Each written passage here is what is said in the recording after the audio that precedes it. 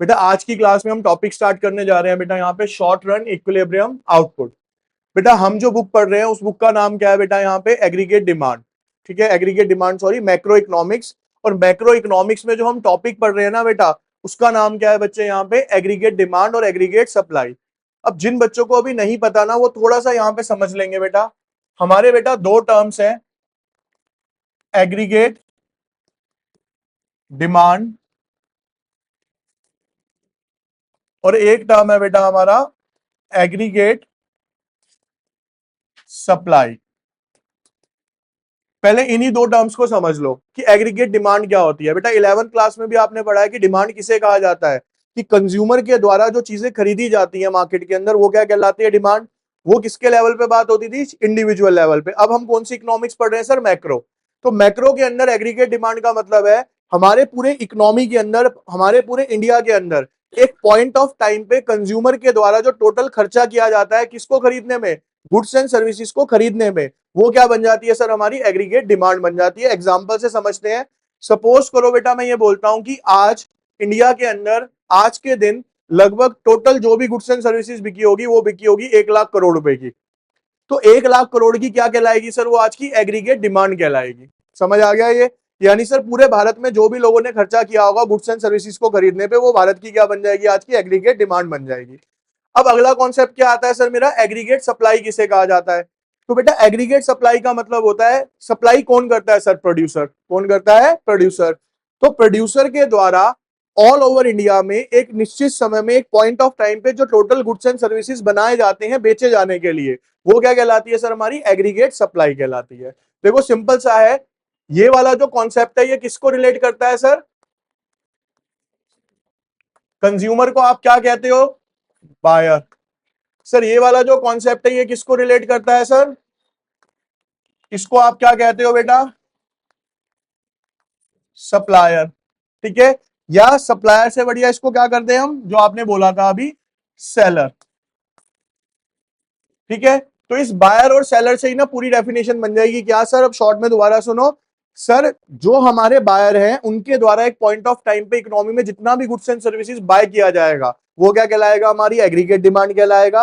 और सर जो हमारे सेलर या प्रोड्यूसर हैं उनके द्वारा जो एक पॉइंट ऑफ टाइम के अंदर जितना भी गुड्स एंड सर्विसेज बेचे जाने के लिए तैयार किया जाएगा वो क्या कहलाएगा सर, उसकी एग्रीगेट सप्लाई कहलाएगा। अब समझ आ गया एग्रीगेट सप्लाई डिमांड क्या है।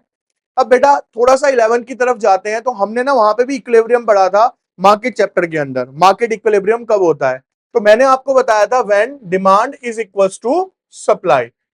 भाई बाजार के अंदर संतुलन कब आएगा, जितनी मांग है अगर उतनी ही क्या हो जाए बेटा, सप्लाई हो जाए, तो बाजार क्या हो जाएगा आपका, इक्विलिब्रियम हो जाएगा। ये लेकिन कॉन्सेप्ट कौन सा था बेटा आपका, माइक्रो इकोनॉमिक्स का।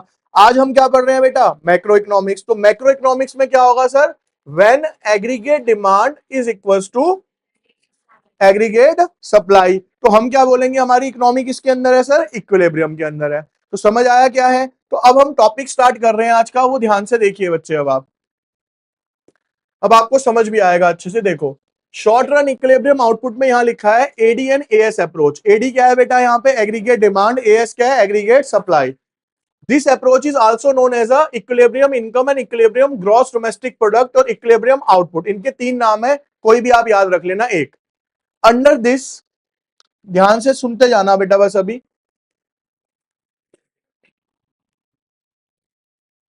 देखिए कहता है under this the point of equilibrium is the point where aggregate demand of an economy is equals to the aggregate supply in the economy. यही लिखवाया मैंने अभी आपको कि एग्रीगेट डिमांड किसके बराबर होनी चाहिए सर, मेरी एग्रीगेट सप्लाई के।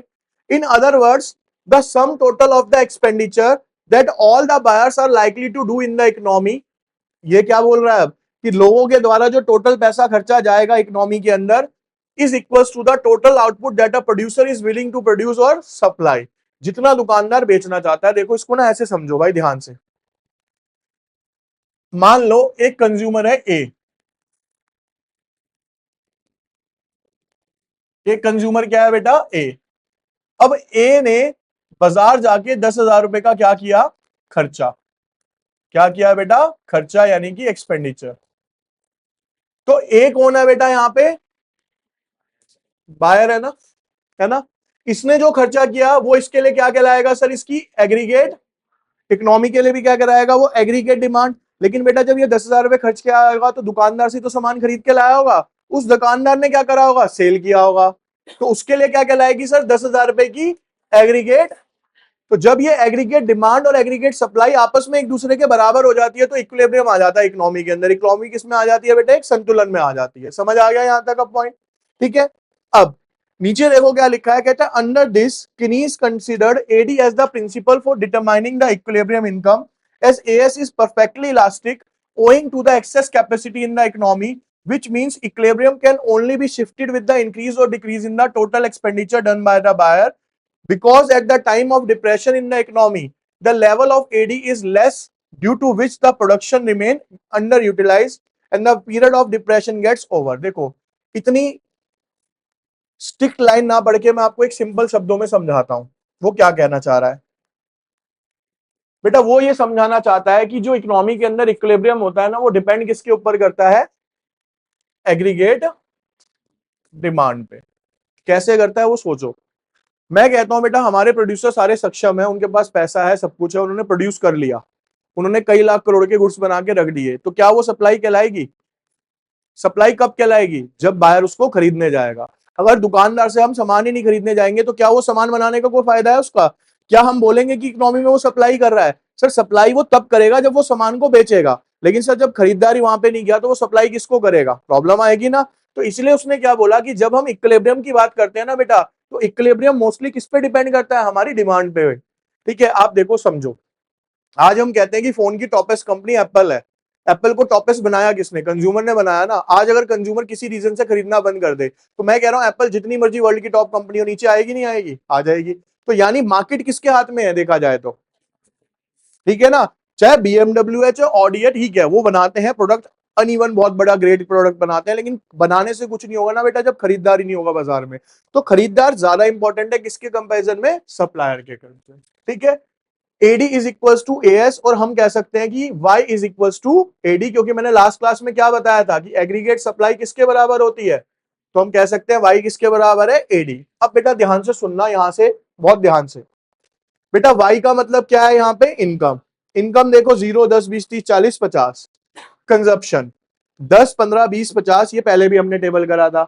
अब बेटा जरा सुन लेना ध्यान से इधर भाई, यहाँ पे बेटा इनकम कितने से बढ़ रही है? ये सारी 10-10 पॉइंट से बढ़ रही है। लेकिन बेटा आपका जो कंजप्शन बढ़ रहा है वो कितने से बढ़ रहा है? क्यों? क्योंकि बेटा जितनी हमारी इनकम बढ़ती है कंजप्शन कभी भी उतना नहीं बढ़ता। रीजन, क्योंकि कुछ ना कुछ पोर्शन हम क्या करते हैं बेटा, सेव भी करते हैं। ऐसा थोड़ी है मैं 10 रुपए कमा के 10 रुपए खर्च दूंगा, कुछ ना कुछ पैसा क्या करूंगा सर, मैं सेविंग्स में डालूंगा। इसीलिए कभी भी जो इनकम होती है वो कंजप्शन के बराबर नहीं जाती है, जाती है तो सेविंग्स क्या हो जाती है, हमने पढ़ा है, जीरो हो जाती है हमारी। ठीक है, अब यहाँ पे इन्वेस्टमेंट है। इन्वेस्टमेंट क्या है बेटा? ऑटोनोमस इन्वेस्टमेंट है ये, यानी ये कांस्टेंट मान के चलते हैं। और एडी का फॉर्मूला क्या होता है सर यहाँ पे? सी प्लस आई। बेटा ध्यान से सुनना आप सारे, यहाँ पे एडी किसके बराबर होता है सर मेरे? C plus. अब देखो सी क्या है यहाँ पे? सी है बेटा कंज्यूमर। क्या है यहाँ पे? ये इसको हम क्या बोलते हैं एक तरीके से? Consumption expenditure. मुझे अच्छा एक चीज बात बताएंगे आप ध्यान से, क्या बेटा इकोनॉमी के अंदर डिमांड सिर्फ कंज्यूमर क्रिएट करता है या प्रोड्यूसर भी क्रिएट करता है? भाई प्रोड्यूसर भी तो करेगा। एक एग्जांपल के तौर पे देखो, किसी ने अपनी बेकरी चलानी है, बेकरी वाला आपके लिए तो क्या कहलाएगा? प्रोड्यूसर ही कहलाएगा ना।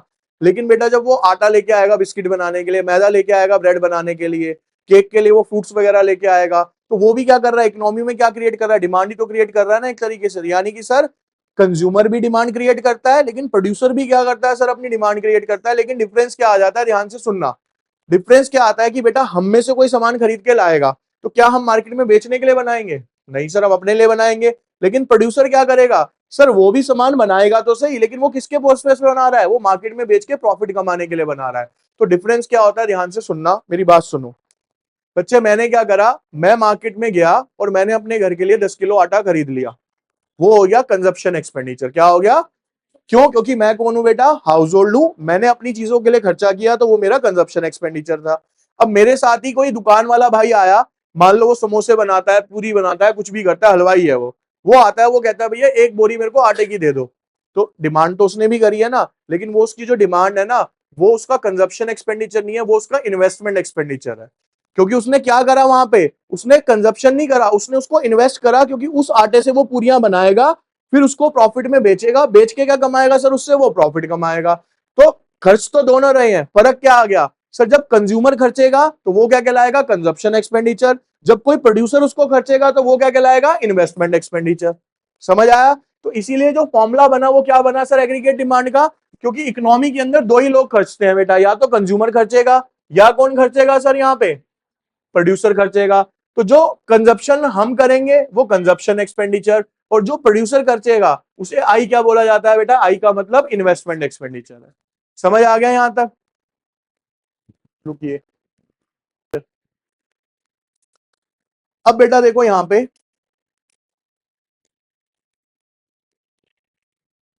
ये वाले जो दो कॉन्सेप्ट है ना, वेरी वेरी इंपॉर्टेंट है, मतलब बहुत ही ज्यादा इंपॉर्टेंट है। ठीक है, लिख लेना इसको, बहुत बहुत ज्यादा इंपॉर्टेंट है। अब पहले इसको नहीं पढ़ेंगे हम, जैसे मैं पढ़ाता हूं उसी तरीके से काम करते हैं, पहले कॉन्सेप्ट समझते हैं फिर थ्योरी पढ़ेंगे इसकी। देखो बेटा, यहां पे देखिए बेटा, आप सब देखो, एक कंडीशन बेटा मेरी ये है कि when AD is greater than AS, एक कंडीशन। एक कंडीशन ये है कि when AD is less than AS. ठीक है जी, इन दोनों के बीच की एक कंडीशन है हमारे पास, क्या, equilibrium, AD is equals to, समझ आ गई यहां पे? अब बहुत ध्यान से सुनना जो चीजें मैं बता रहा हूं बेटा, इकोनॉमी में क्या ज्यादा है, डिमांड, और क्या कम है सर, डिमांड ज्यादा है, सप्लाई। तो बेटा जब सप्लाई कम है तो ये किसकी साइड से कम है, प्रोड्यूसर की साइड से। तो प्रोड्यूसर यहां पे क्या करेगा सर, अब अपना प्रोडक्शन प्रोडक्शन प्रोडक्शन को वो बढ़ाएगा। जब वो प्रोडक्शन को बढ़ाएगा तो सर उसकी एग्रीगेट सप्लाई क्या होगी, और इस प्रोसेस को वो तब तक कंटिन्यू रखेगा जब तक एग्रीगेट डिमांड के एग्रीगेट सप्लाई क्या नहीं आ जाती बेटा, बराबर नहीं आ जाती। तो वो ऑटोमेटिकली क्या कर देगा, इकोनॉमी के अंदर इक्विलिब्रियम लेके आ जाएगा। यहां तक समझ आई? दोबारा रिपीट कर रहा हूं सर, क्या सिचुएशन है, डिमांड ज्यादा है, सप्लाई, तो सप्लाई किसकी साइड से होती है, प्रोड्यूसर की साइड से, यानी प्रोड्यूसर माल कम बना रहा है, तो वो क्या करेगा बेटा, प्रोडक्शन को बढ़ाएगा। जब वो प्रोडक्शन को बढ़ाएगा तो क्या होगा बेटा, एग्रीगेट सप्लाई बढ़ेगी। अब इस सिचुएशन पे आओ, यहां पे क्या है सर, डिमांड कम है, सप्लाई, अब यहां पे सप्लाई ज्यादा है। तो बेटा जब सप्लाई ज्यादा है तो प्रोड्यूसर के पास क्या बच जाएगा बेटा, अनसोल्ड स्टॉक। भाई इसके पास बिना बिका हुआ माल बचेगा ना ज्यादा, क्योंकि लोग खरीद ही नहीं रहे मार्केट में। तो जब इसके पास ये बचेगा तो ये अपने प्रोडक्शन को बढ़ाएगा या कम करेगा, सर ये अपने प्रोडक्शन को क्या कर देगा, यहाँ पे कम कर देगा। जब ये अपने प्रोडक्शन को कम करेगा तो सर इकोनॉमी में क्या होगी, एग्रीगेट सप्लाई। इस प्रोसेस को भी वो तब तक कंटिन्यू रखेगा जब तक एडी किसके बराबर नहीं आ जाएगा बेटा, आपका एएस के बराबर नहीं आ जाएगा, तो फिर से इक्विलिब्रियम आ जाएगा। समझ आई दोनों कंडीशन? अब बुक की लैंग्वेज में पढ़ते हैं, देखो क्या लिखा है वहां पे, सेम चीजें लिखी होंगी जो मैंने आपको बोली हैं, ध्यान से देखिए। पहली कंडीशन है sir, when AS is more than AD, जो मर्जी कह लो, एडी इज मोर देन, बात एक ही पढ़नी है हमारी। कहता है under this situation the aggregate supply is more than the aggregate demand in the economy, due to which producer is left with the stock which is unsold. तो उसके पास क्या बचेगा बेटा, बिना बिका हुआ माल बचेगा। Therefore, to clear that stock, the producer cut the level of production from high to low. उसको करने के लिए प्रोड्यूसर क्या करेगा सर, प्रोडक्शन को कम करेगा। That level the production can match with the level of demand by the buyers in the economy. वो तब तक उसको कम करता जाएगा जब तक एग्रीगेट डिमांड किसके बराबर नहीं आ जाएगी सर, एग्रीगेट सप्लाई के। समझ आ गया ये? अब इसका अपोजिट क्या है sir, when AS is less than AD, AS less than होता है किसके, AD के। कहता है under this situation the aggregate supply is less than the aggregate demand in an economy, due to which the stock with the producer is sold out. Producer के पास से stock क्या हो चुका होगा, बिक चुका होगा, and the producer suffer a loss or he fails to fulfil the demand. तो बेटा देखो सीधी सी बात है, दुकान पे ग्राहक तो आ रहा है लेकिन दुकानदार के पास सामान नहीं है, तो उस कंडीशन में उसे लॉस ही हो रहा है ना। तो उस लॉस को पूरा करने के लिए वो क्या करेगा, therefore the producer plans higher level of, वो क्या करेगा बेटा, प्रोडक्शन को बढ़ाएगा, so that the demand of the market can be met, जिससे कि वो मार्केट की डिमांड को क्या कर सके, पूरा कर सके। समझ आ गया यहाँ पे? चलिए अब बेटा देखो ये रहा, इसको ध्यान से समझना, बहुत ध्यान से बेटा, इधर देखिए। मैंने आपको बेटा जब डिमांड ये वाले डायग्राम्स बनवाए थे तो मैंने आपको बताया था जो एग्रीगेट सप्लाई है, एग्रीगेट वो किसके बराबर होती है? जिनको नहीं पता वो समझो क्या होती है, किस रीजन से होती है। भाई सीधी सी बात है, अगर मैं बोलूं एक दुकानदार ने आज 10,000 रुपए कमाए, एक दुकानदार ने 10,000 रुपए कमाए, तो बेटा उसने कमाए कैसे होंगे? सामान बेच के ही कमाए होंगे। तो यानी सर उसने आज 10,000 की ही क्या करी? एग्रीगेट सप्लाई करी है। इसीलिए माना जाता है कि एग्रीगेट सप्लाई किसके बराबर है सर? हमारी इनकम के बराबर ही होती है। समझ आ गई ये चीज?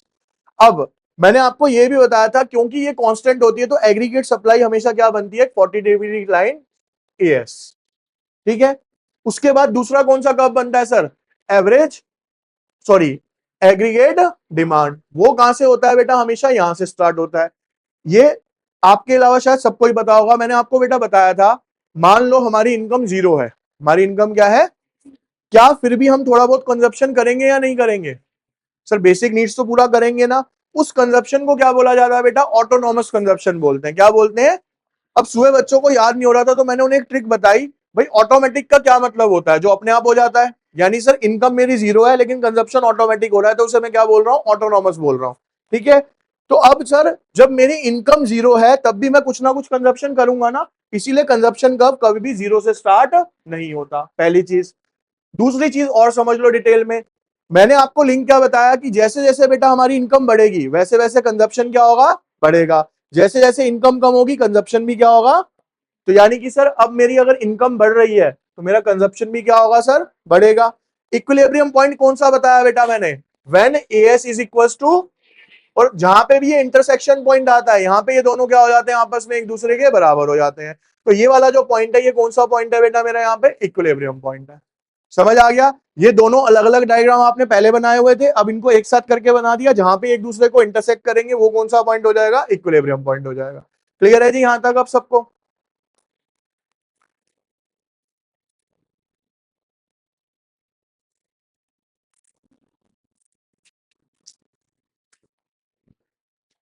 देखिए बच्चे, अब अगली अप्रोच आती है बेटा क्या? Saving and investment approach. Saving और इन्वेस्टमेंट अप्रोच। देखो बेटा, ध्यान से सुनना। अब यहाँ पे जो मैं बता रहा हूं इसको यहाँ पे कंसंट्रेट होके देखिए भाई, इधर देख लो सारे।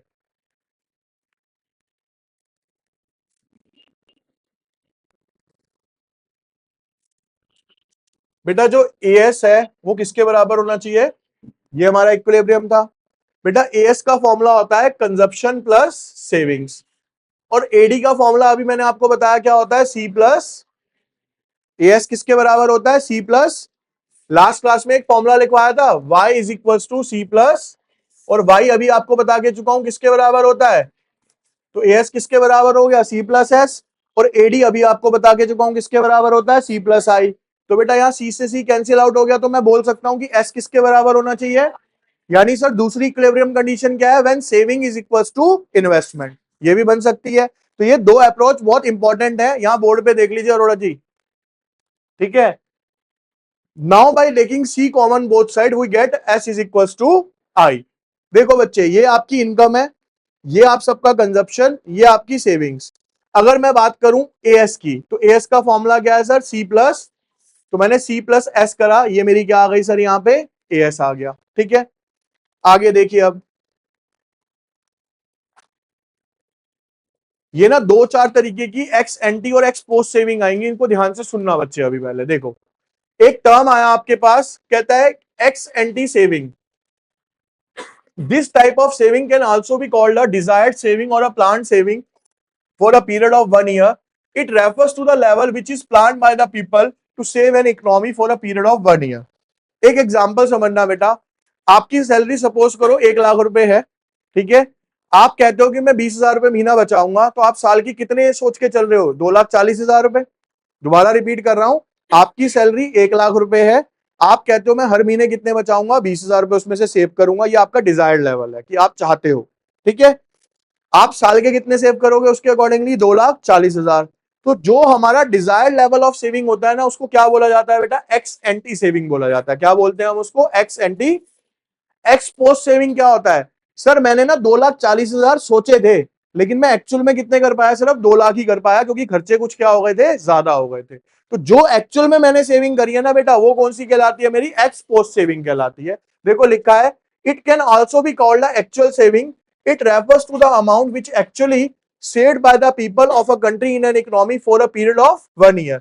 एक साल में लोगों के द्वारा जो टोटल पैसा बचाया गया होगा एक्चुअली, वो क्या कहलाएगा, x post saving. It is helpful in calculation of a national income. ये किसके काम आता है बेटा, नेशनल इनकम को निकालने के। सेम एक्स एंटी इन्वेस्टमेंट क्या होगा सर, जो मैं मान रहा हूं कि इतनी इन्वेस्टमेंट इकोनॉमी के अंदर हो जाएगी। और एक्स पोस्ट इन्वेस्टमेंट कौन सी होगी सर, जो एक्चुअल के अंदर होगी। अब पढ़ लो, it refers to the level of investment which is desired or planned by the producer in an economy for a period of 1 year. Therefore it also called a desired investment or planned investment, but it does not include unplanned investment. इसमें कोई भी unplanned investment नहीं होती। मैं एक assumption से लेके चलता हूं कि हमने सोचा कि इस साल भारत के अंदर 10,000 करोड़ रुपए की इन्वेस्टमेंट होगी, वो हमारा डिजायर्ड लेवल था, है ना। एक्स पोस्ट क्या हो गया, it refers to the level of investment which is actually done by the producer in an economy during a period of 1 year. It is also known as a actual investment. लेकिन बेटा किसी reason से मान लो लड़ाई छिड़ गई थी, जिसकी वजह से 10,000 करोड़ की जगह इन्वेस्टमेंट कितनी हुई, सिर्फ 8,000 करोड़ हुई, तो वो कौन सी इन्वेस्टमेंट हो गई सर, एक्स पोस्ट इन्वेस्टमेंट हो गई। समझ आ गया क्या है। एंटी का मतलब बेटा जो हम प्लान करके चलते हैं, पोस्ट का मतलब सर जो एक्चुअल के अंदर होती है। क्लियर है जी यहां तक। अब इसको भी हम बाद में पढ़ेंगे, इसके लिए भी जैसे हम करते हैं ना हमेशा, वो देखते हैं बेटा। यहां पे देखिएगा, देखो बेटा, एक कंडीशन आएगी when savings is greater than, और एक कंडीशन आएगी when saving is less than. बीच में सर इक्विलिब्रियम कब है। अगर आप सिर्फ ये टेबल देख लोगे ना, आपको वो थ्योरी अपने आप क्लियर हो जाएगी सारी की सारी, इसलिए कह रहा हूं पहले समझो बेटा इसको। अभी बेटा यहाँ पे सेविंग्स क्या है, बोला करो, नाश्ता वास्ता बंद हो गया, ज्यादा है। सेविंग्स ज्यादा है तो इसका मतलब सर एग्रीगेट डिमांड क्या होगी सर। जब आप सेविंग ज्यादा कर रहे हो तो खर्चा तो कम कर रहे होगे ना भाई। जब आपकी सेविंग ज्यादा है, दैट मींस एग्रीगेट डिमांड क्या है सर, कम है। इन्वेस्टमेंट किसके थ्रू होती है, प्रोड्यूसर के थ्रू, किसके कंपैरिजन में, एग्रीगेट डिमांड क्या है सर, कम है, किसके कंपैरिजन में, एग्रीगेट सप्लाई के कम। अब बेटा इसका मतलब सप्लाई ज्यादा हो रही है ना, और डिमांड क्या हो रही है। जब सप्लाई ज्यादा हो रही है तो इसके लिए लोग क्या करेंगे, अब प्रोडक्शन को क्या करेंगे बेटा, प्रोडक्शन को क्या किया जाएगा। जब प्रोडक्शन कम होगा तो जो इंप्लॉयमेंट लेवल है, इंप्लॉयमेंट, वो ज्यादा होगा या कम होगा। ऑब्वियसली बात है सर, लेबर को भी कम यूज किया जाएगा। सर जब इंप्लॉयमेंट लेवल कम होगा तो इनकी जो इनकम है वो ज्यादा होगी कि कम होगी। सर इनकम भी क्या होगी, कम होगी। सर जब किसी की इनकम कम होती है तो उसकी सेविंग ज्यादा होती है कि कम होती है, कम होती है। तो बेटा इस प्रोसेस को तब तक कंटिन्यूएशन में रखा जाएगा जब तक सेविंग्स किसके बराबर नहीं आ जाएंगी, ऑटोमेटिकली इन्वेस्टमेंट के बराबर नहीं आ जाएंगी। इजी है ना समझना। इस चार्ट से समझो क्या बोला सर, अभी सप्लाई ज्यादा थी, सप्लाई ज्यादा होने की वजह से अनसोल्ड स्टॉक बचेगा, तो फैक्ट्री ओनर क्या करेगा, प्रोडक्शन को कम करेगा। जब वो प्रोडक्शन को कम करेगा तो इंप्लॉयमेंट भी कम होगा, इंप्लॉयमेंट कम होगा तो लोगों की इनकम कम होगी, इनकम कम होगी तो क्या होगा सर, सेविंग्स भी क्या होंगी, और वो ऑटोमेटिकली जब तक बराबर नहीं होती तब तक ये प्रोसेस चलती जाएगी। अब आ जाओ जी इस साइड, सेविंग्स कम है, इन्वेस्टमेंट ज्यादा है, तो आप सेविंग को दिमाग में लेके चलो। सेविंग कम है इसका मतलब लोग खर्च ज्यादा रहे हैं, यानी कि सर यहां पे डिमांड ज्यादा है। अब जब डिमांड ज्यादा है, सप्लाई कम है, तो अब हमें यहां पे सोचना है कि प्रोड्यूसर क्या करेगा बेटा, प्रोड्यूसर प्रोडक्शन को बढ़ाएगा। सर जब वो प्रोडक्शन को बढ़ाएगा तो इंप्लॉयमेंट क्या होगा सर, बढ़ेगा। इंप्लॉयमेंट बढ़ेगा तो सर क्या होगा, इनकम, इनकम बढ़ेगी तो सर लोगों की सेविंग्स भी क्या होंगी यहाँ पे। इसको तब तक बढ़ाते चले जाओ जब तक सेविंग्स किसके बराबर नहीं आ जाती, जाके इन्वेस्टमेंट के, तो किस में आ जाओगे, इक्विलिब्रियम में आ जाओगे। ठीक है। अब देखिए जरा बुक में क्या लिखा है भैया आपकी, देखिए बेटा, when is s is more than I, it refers to a situation where people tend to save more than to invest। अब लोग क्या कर रहे हैं बेटा, सेविंग ज्यादा कर रहे हैं, इन्वेस्टमेंट्स कम कर रहे हैं, पैसा कम खर्च रहे हैं। In other word it is a situation in which more expenditure falls due to the rise in the savings than the investment, therefore the producer is left out with the unwanted stock। तो producer के क्या बचेगा sir, unwanted stock बचेगा। To handle this stock the producer now produces lesser output so that the saving can equal to the investment. तो वो अपने production को कम कर देगा, मैंने और डिटेल में बता दिया उसका इंपैक्ट क्या पड़ेगा आपके ऊपर, ठीक है। अब जब बात करते हैं when S is less than I, it refers to a situation where people tend to save less than to invest, यानी यहां पे क्या करेंगे बेटा, वो सेविंग्स कम करेंगे, इन्वेस्टमेंट ज्यादा करेंगे। In other words it is a situation in which more expenditure fall due to the fall in the saving, therefore the producer has to surplus stock left and he suffer a loss due to not meeting the demand। अब क्या होगा बेटा, market के अंदर demand ज्यादा आएगी लेकिन stock, जब स्टॉक नहीं है तो वो क्या करेगा बेटा, यहां पे to handle this situation the producer produces more output so that the saving can be equal to the investment. तो सेविंग किसके बराबर हो जाएंगी बेटा, मेरी इन्वेस्टमेंट के। अब ये रहा सिचुएशन आपकी बेटा, देखो सेम डायग्राम है, ये क्या है बेटा, हमारी सेविंग्स नेगेटिव से होती हुई पॉजिटिव की तरफ, ये हमारी क्या है सर, इन्वेस्टमेंट जो कि कांस्टेंट ही रहती है। यहां पे ये क्या हो गया सर, मेरा कौन सा पॉइंट है, ये आपका इक्विलिब्रियम पॉइंट है, जहां पे एस किसके बराबर है सर, ठीक है। बीच वाली लाइन अभी नहीं देखनी हमें। अब जिससे मैं क्वेश्चन करूं वो मेरे को आंसर देगा, सिर्फ यहां पे देखिए बेटा। पहला क्वेश्चन है, कहता है in the AD AS approach what causes a shift in the equilibrium. कहता है एडी और एएस के अंदर किस रीजन से इक्विलिब्रियम चेंज हो सकता है, एडी की वजह से, एएस की वजह से, किसकी वजह से चेंज हो सकता है दिव्यांग? ए, हाँ जी, जल्दी बोलो थोड़ा।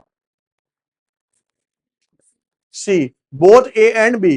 बेटा एग्रीगेट डिमांड की वजह से भी चेंज हो सकता है, एग्रीगेट सप्लाई की वजह से चेंज हो, दोनों बराबर होंगी तभी तो इक्विलिब्रियम होगा। दोनों में से भी एक दूसरे में से कुछ ऊपर नीचे हुआ तो इक्विलिब्रियम खत्म। अगला, when AS is less than AD in the AD and AS approach what is the outcome. कहता है जब एएस कम है एडी के कंपैरिजन में, यानी सप्लाई कम है डिमांड ज्यादा है, तो उसका क्या रिजल्ट निकल के आएगा, जिससे पूछ रहा हूं, बोलो भाई साहब। B, producer increases the production. Obviously बात है सर, सप्लाई कम है तो प्रोड्यूसर को क्या करना पड़ेगा, प्रोडक्शन को बढ़ाना पड़ेगा। What does the equation S और I represent in the saving investment equilibrium. Ex post saving is also known as, जिससे मैं पूछूं एक्स पोस्ट सेविंग जो है क्या कहलाती है भैया?